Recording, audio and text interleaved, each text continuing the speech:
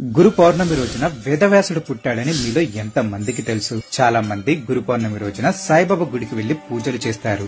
కానీ అసలు గురు పౌర్ణిమ చరిత్ర ఏంటి, ఎందుకు జరుపుకోవాలి, ఇప్పుడు ఈ వీడియోలో తెలుసుకుందాం. ప్రతి సంవత్సరం ఆషాఢ శుద్ధ పౌర్ణమి రోజున మనం గురు పూర్ణిమను అత్యంత భక్తి శ్రద్ధలతో జరుపుకుంటాం. ఈ పవిత్ర దినం సమస్త లోకానికి జ్ఞానాన్ని పంచిన వ్యాస మహర్షి పుట్టినరోజు కావడంతో దీనిని వ్యాస పూర్ణిమ అని కూడా పిలుస్తారు. వ్యాసాయ విష్ణు రూపాయ వ్యాస రూపాయ విష్ణువే నమో వై బ్రహ్మనిదే వాసిష్ఠాయ నమో నమః అనే శ్లోకం వ్యాసుని గొప్పతనాన్ని, గురు పరంపరలో ఆయన స్థానాన్ని తెలియజేస్తుంది. గురు బ్రహ్మ గురు విష్ణు గురుదేవో మహేశ్వర గురు సాక్షాత్ పరబ్రహ్మ తస్మై శ్రీ గురువే నమః అంటే గురువును త్రిమూర్తి స్వరూపుడిగా భావిస్తారు.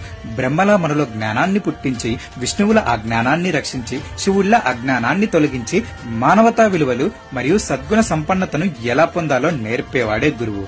లోకంలో ఎలా జీవించాలో తెలియజేసే మార్గదర్శకుడు గురువు. ఇక్కడ గురువులో గు అంటే అంధకారం, రు అంటే దానిని పారద్రోలేవాడు. అంటే అజ్ఞానమనే చీకటిని పారద్రోలి జ్ఞాన జ్యోతిని వెలిగించేవాడే గురువు.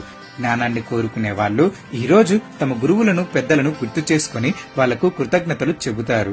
పుస్తకాల జ్ఞానం కాకుండా జీవిత సత్యాన్ని నేర్పే గురువులను ఈ రోజు దర్శించుకోవటం, వాళ్ళని స్మరించుకోవటం చాలా ముఖ్యమైనది. జ్ఞానాన్ని పంచే గురువులందరికీ గురు పూర్ణిమ శుభాకాంక్షలు.